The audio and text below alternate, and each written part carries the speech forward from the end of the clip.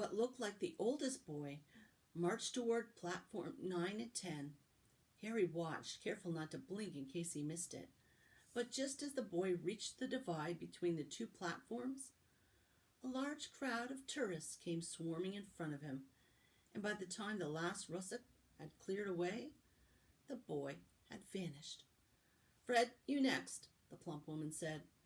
"I'm not Fred, I'm George," said the boy. "Honestly, woman, call yourself our mother. Can't you tell I'm George?" "Sorry, George, dear." "Only joking, I am Fred," said the boy, and off he went. His twin called after him to hurry up, and he must have done, because a second later he had gone.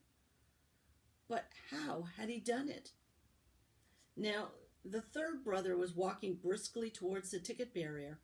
He was almost there, and then quite suddenly he wasn't anywhere. There was nothing else for it. "Excuse me," Harry said to the plump woman. "Hello, dear," she said. "First time at Hogwarts? Ron's new, too." She pointed at the last and youngest of her sons. He was tall, thin, and gangling, with freckles, big hands and feet, and a long nose. "Yes," said Harry. The thing is, I don't know how to get on the platform," she said kindly, and Harry nodded. "Not to worry," she said. "All you have to do is walk straight at the barrier between platforms 9 and 10. Don't stop and don't be scared you'll crash into it. That's very important. Best do it at a bit of a run if you're nervous. Go on, go now before Ron." "Okay," said Harry. He pushed his trolley round and stared at the barrier. It looked very solid. He started to walk towards it. People jostled him on their way to platforms 9 and 10. Harry walked more quickly. He was going to smash right into that ticket box, and then he'd be in trouble. Leaning forward on his trolley, he broke into a heavy run. The barrier was coming nearer and nearer. He wouldn't be able to stop. The trolley was out of control. He was a foot away. He closed his eyes, ready for the crash. It didn't come. He kept on running. He opened his eyes. A scarlet steam engine was waiting next to a platform packed with people. A sign overhead said, "Hogwarts Express, 11 o'clock. Harry looked behind him and saw a wrought iron archway where the ticket box had been, with the words "Platform 9 3/4" on it. He had done it. Smoke from the engine drifted over the heads of the chattering crowd, while cats of every color wound here and there between their legs. Owls hooted to each other in a disgruntled sort of way over the babble and the scraping of heavy trunks. The first few carriages were already packed with students, some hanging out of the window to talk to their families, some fighting over seats. Harry pushed his trolley off down the platform in search of an empty seat. He passed a round-faced boy who was saying, "Gran, I've lost my toad again." "Oh, Neville," he heard the old woman sigh. A boy with dreadlocks was surrounded by a small crowd. "Give us a look, Lee. Go on." The boy lifted the lid of a box in his arms, and the people around him shrieked and yelled as something inside poked out. A long, hairy leg.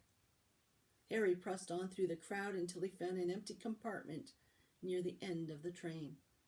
He put Hedwig inside first, and then started to shove and heave his trunk towards the train door.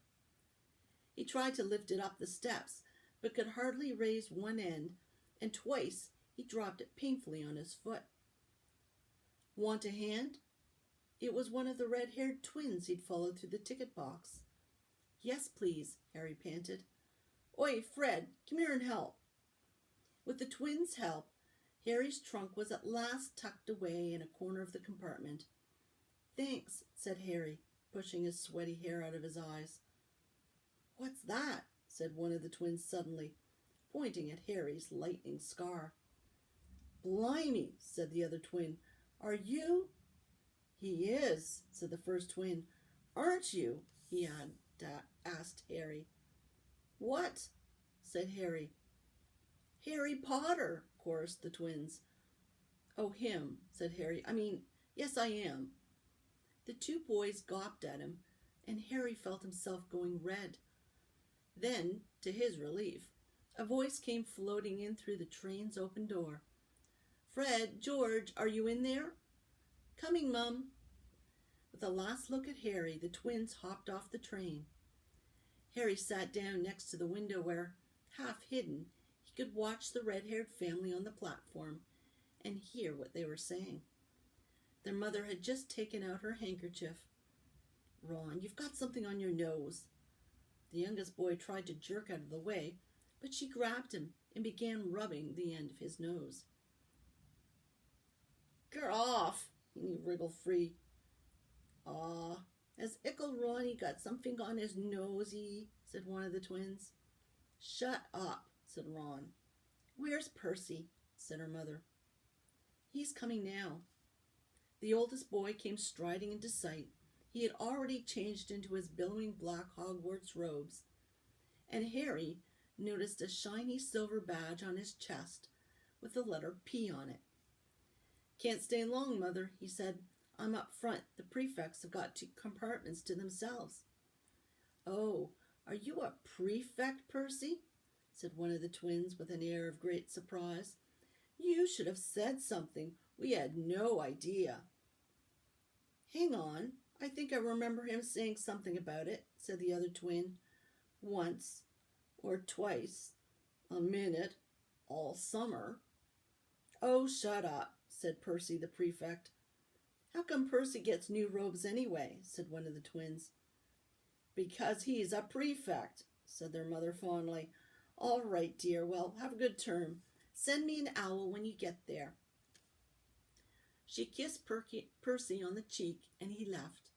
Then she turned to the twins. Now you two, this year you behave yourselves. If I get one more owl telling me you've blown up a toilet or... Blown up a toilet? We've never blown up a toilet. Great idea, though. Thanks, Mum. It's not funny. And look after Ron. Don't worry. Ickle Ronnykins is safe with us.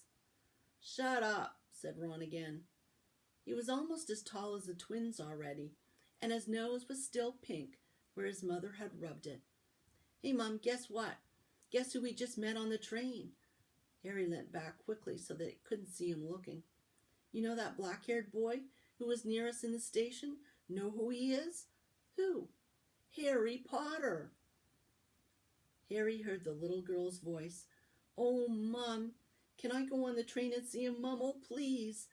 You've already seen him, Ginny, and the boy isn't something you Google out in a zoo. Is he really, Fred? How do you know? Asked him. Saw his scar. It's really there, like lightning.